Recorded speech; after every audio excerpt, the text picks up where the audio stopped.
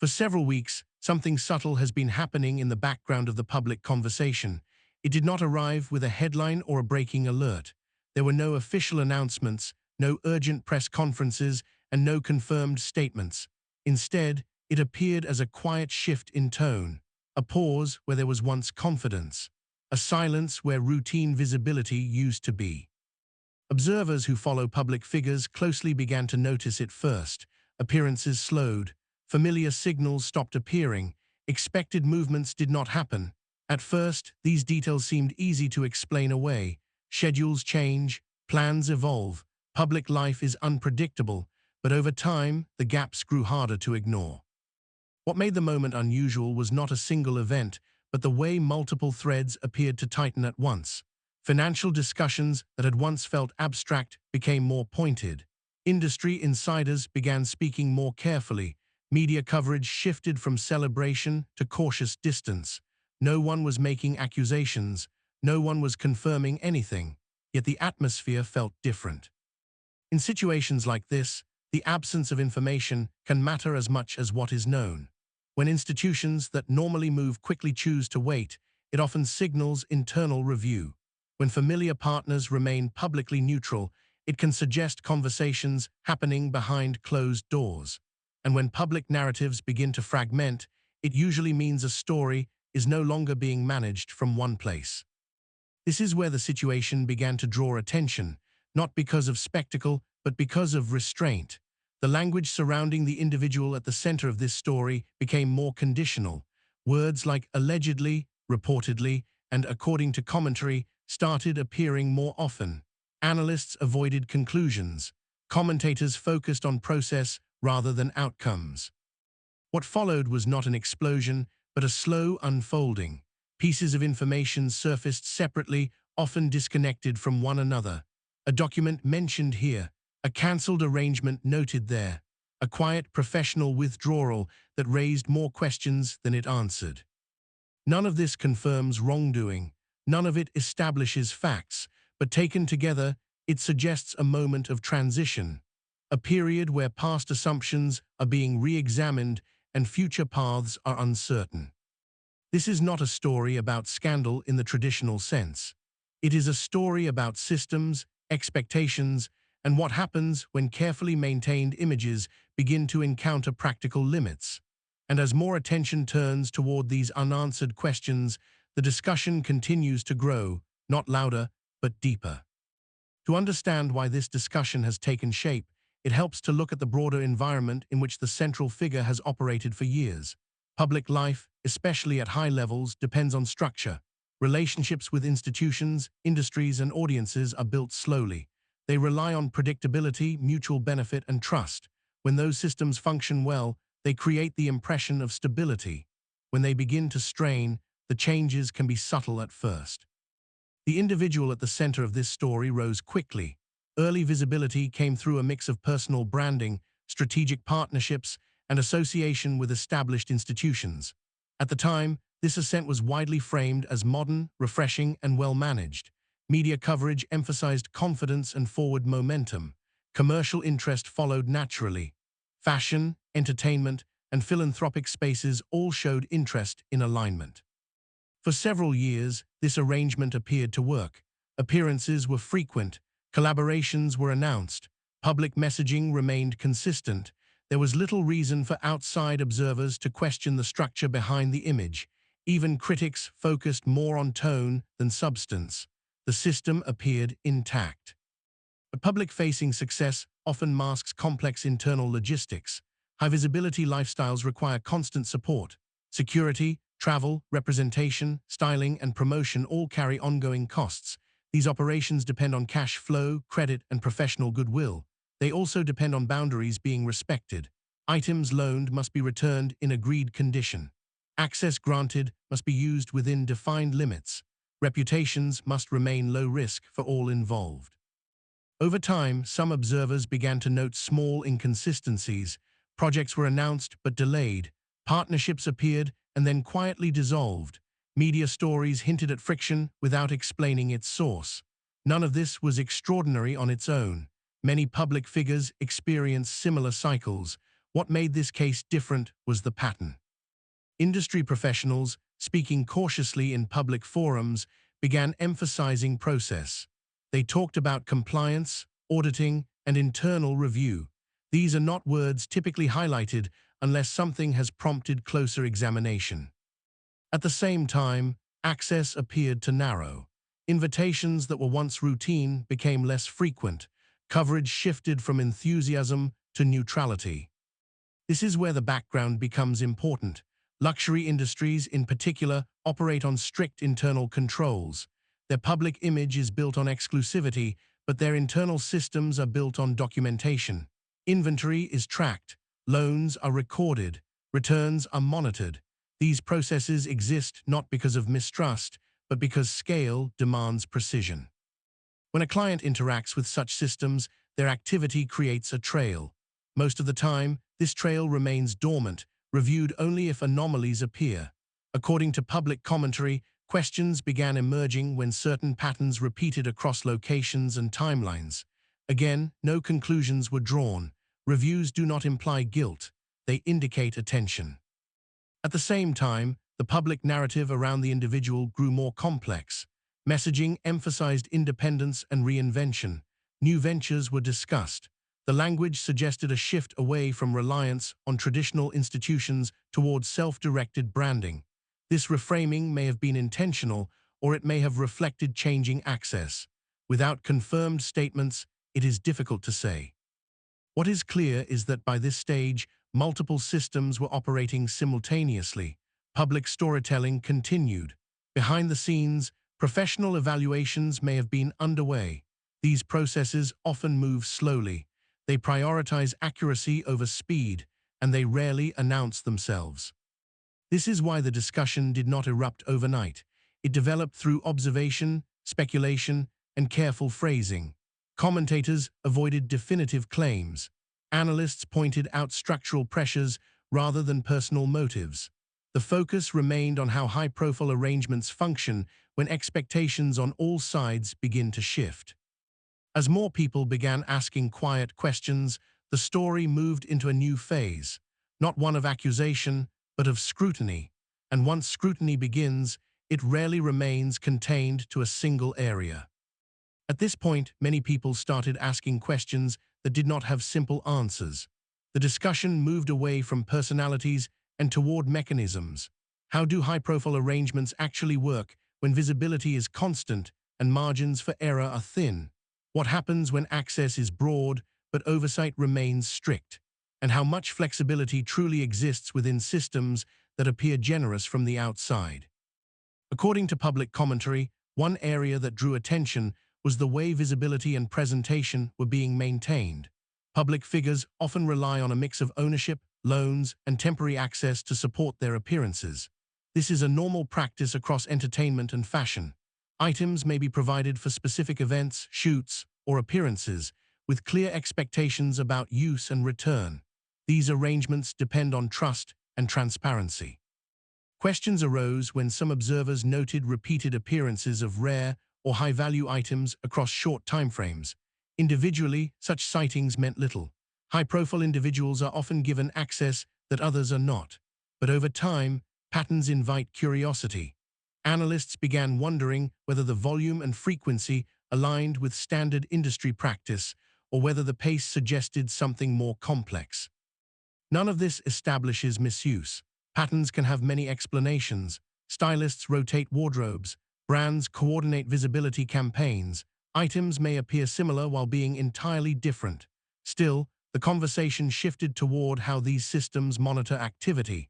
Luxury institutions are known for discretion, but they are also known for internal consistency.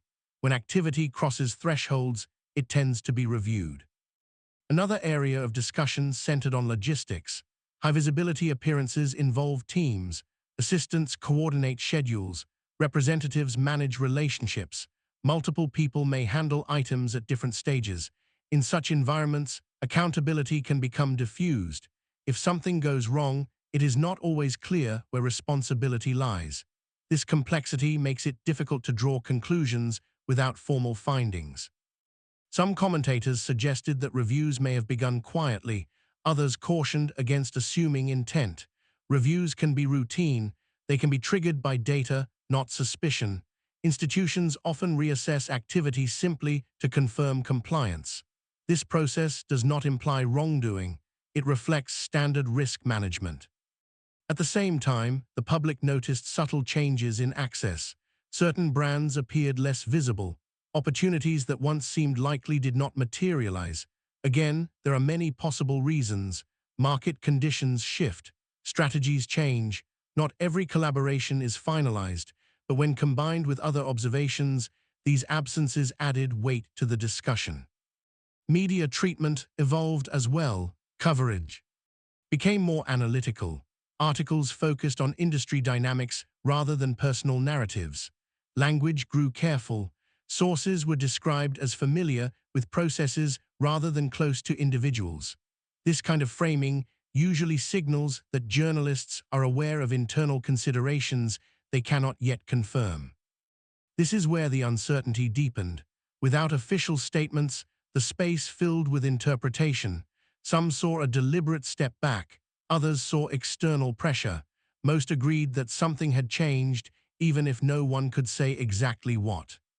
What followed only added to the complexity. As attention narrowed on specific practices, the conversation expanded outward. It was no longer just about one figure. It became a broader discussion about how modern public images are sustained and what happens when the systems supporting them begin to recalibrate. By this stage, the story was no longer passive. It was active, even without clear facts. And once a story reaches that point, it tends to continue evolving, not because of what is proven, but because of what remains unresolved. This is where the situation began to change in a way that was harder to overlook. The discussion moved from isolated questions to a search for patterns. Not patterns meant to accuse, but patterns that suggested systems reacting to stress. When multiple institutions begin adjusting behavior at the same time, it often reflects shared information, even if that information has not been made public. According to industry observers, luxury sectors tend to communicate quietly. They do not rely on press releases to manage risk. Instead, they use internal notices, private databases, and professional networks. These systems are designed to protect brand value and reduce exposure. When something triggers concern in one place, it can ripple outward without anyone saying a word publicly. Some commentators pointed out that access appeared to narrow across several unrelated areas. This did not look like coincidence. It looked procedural. Requests that would normally move forward without delay seemed to slow. Routine arrangements required additional steps. In some cases, long-standing relationships appeared to pause altogether.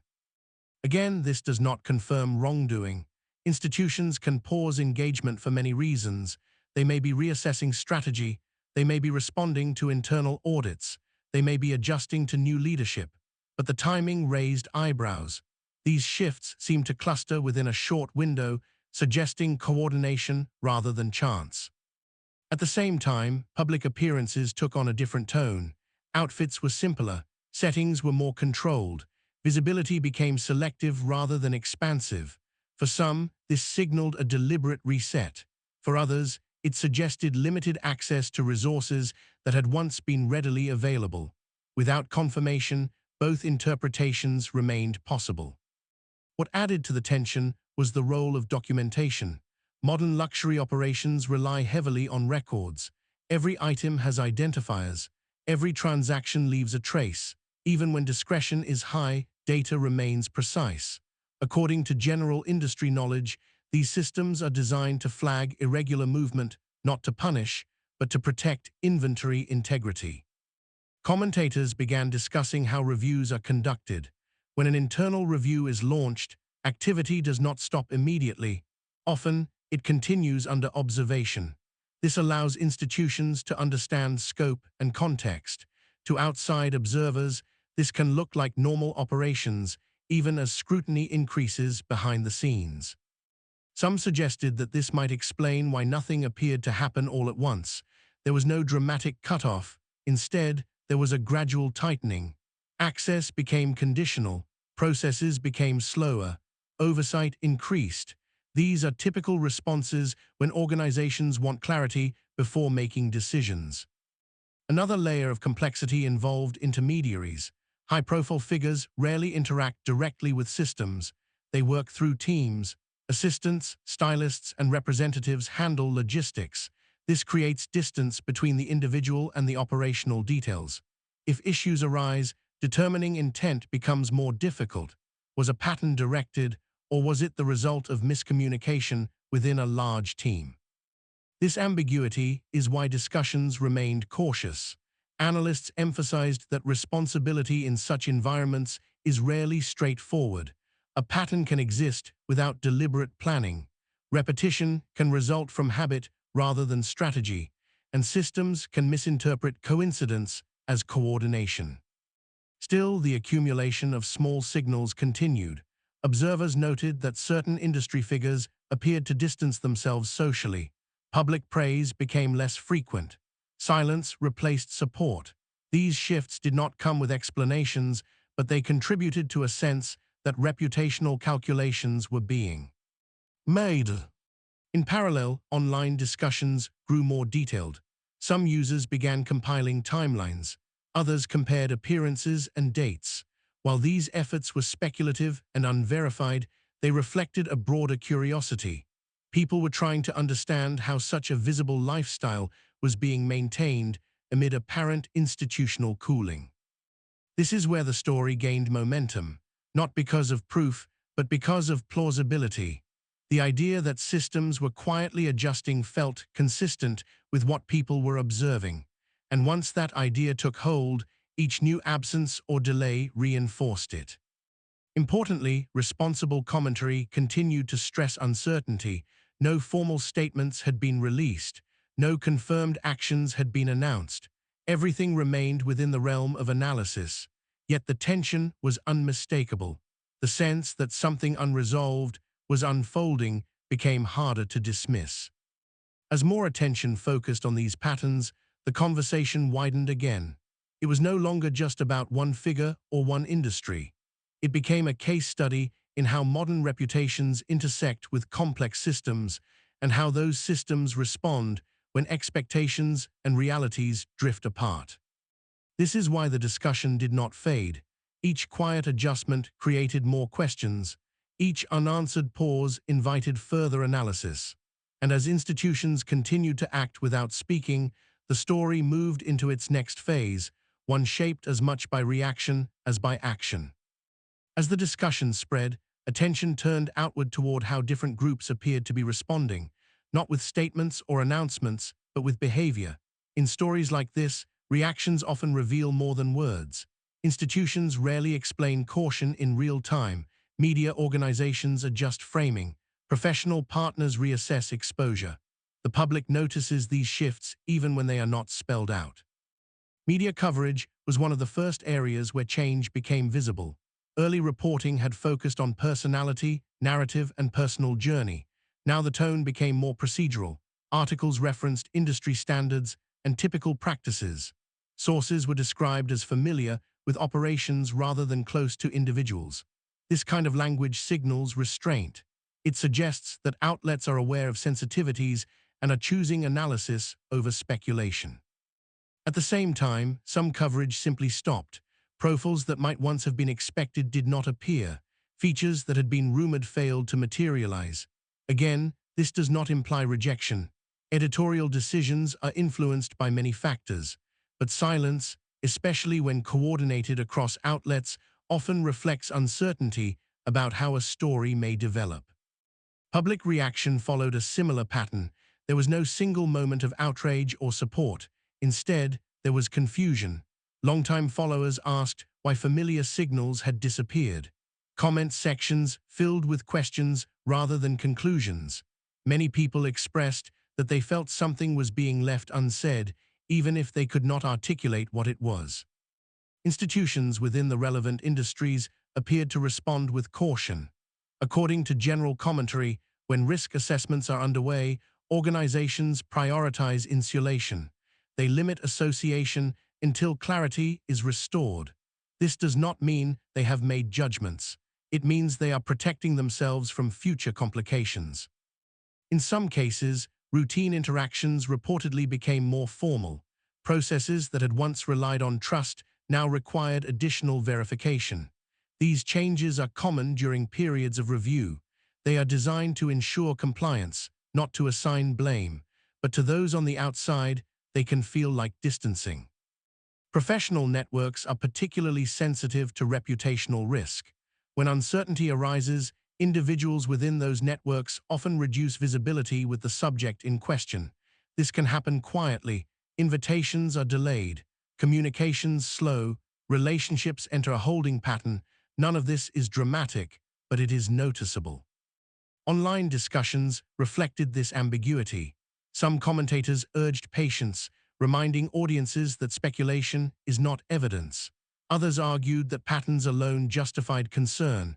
Most remained somewhere in between. They acknowledged that no facts had been confirmed, while also noting that the situation no longer looked routine. What made this phase significant was the absence of counter-narratives. In past moments of criticism, strong messaging had appeared quickly. Statements were released. Allies spoke up. This time, the response was minimal. That silence became part of the story, even if its meaning remained unclear. It is important to emphasize that restraint can be strategic. Silence can indicate legal advice. It can reflect negotiations happening privately.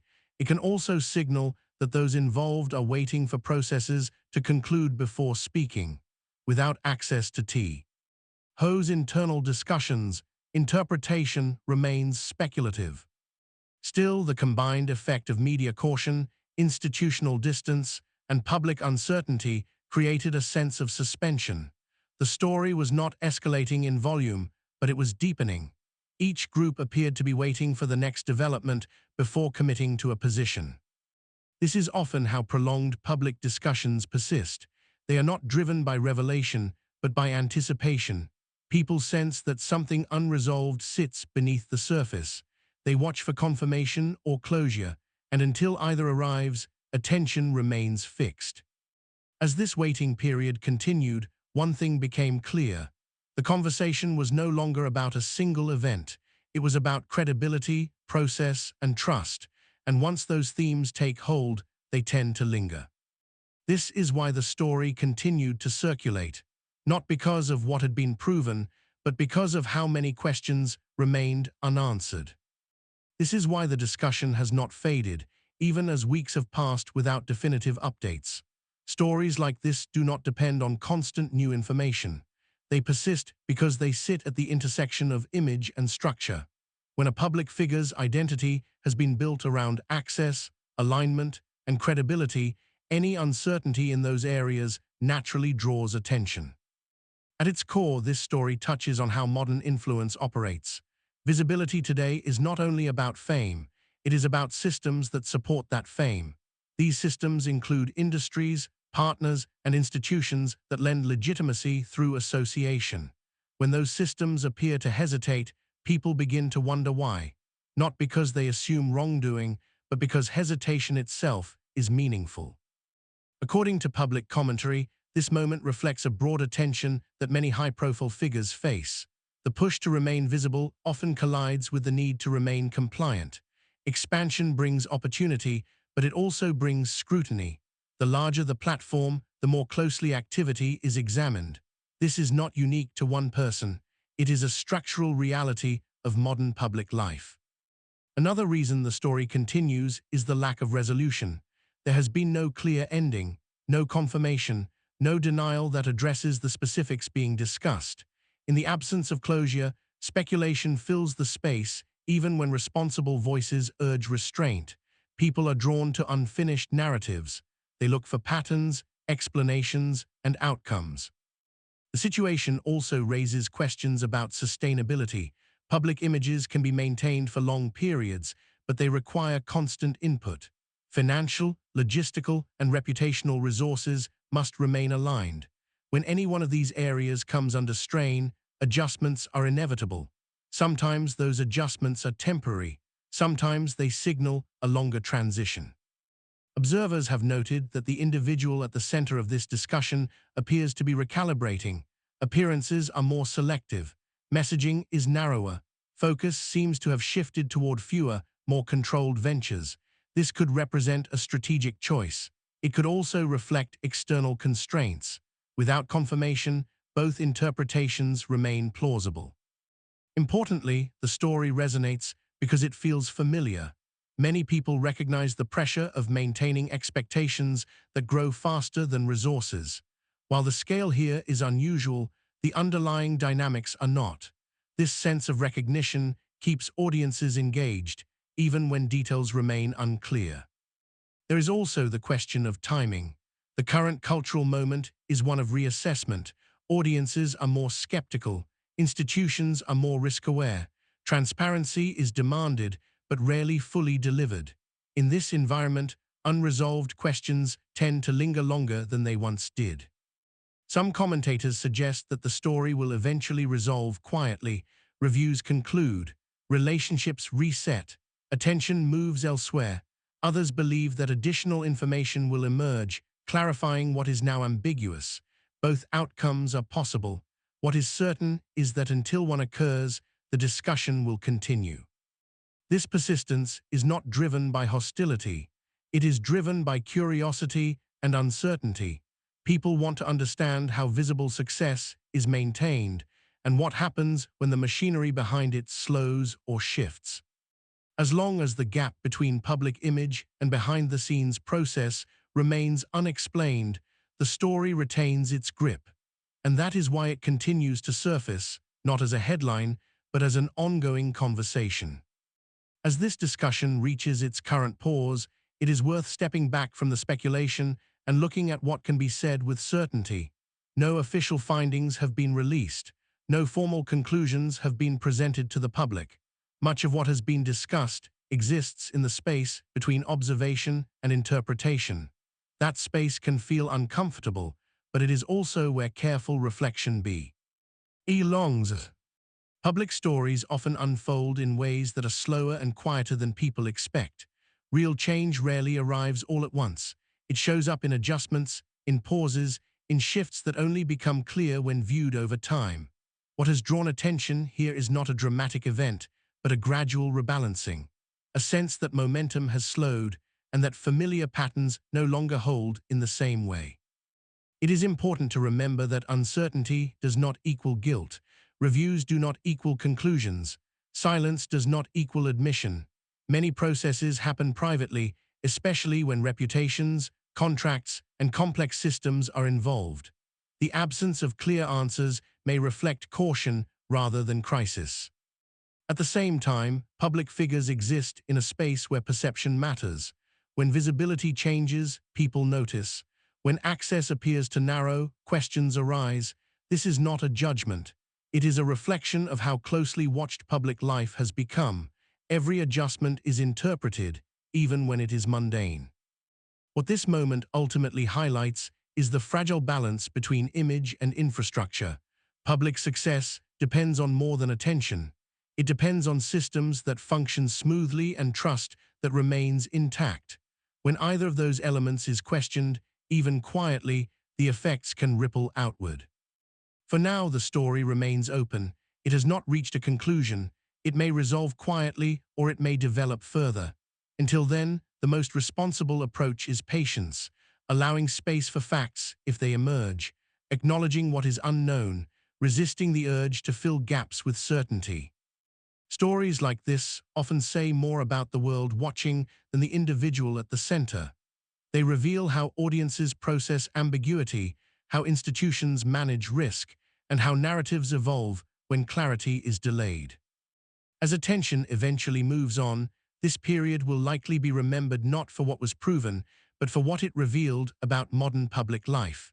The tension between visibility and restraint, the power of silence, and the way unresolved questions can linger long after the noise fades. For now, the discussion continues quietly, not as a verdict, but as an ongoing examination. And until clearer answers arrive, it remains exactly that.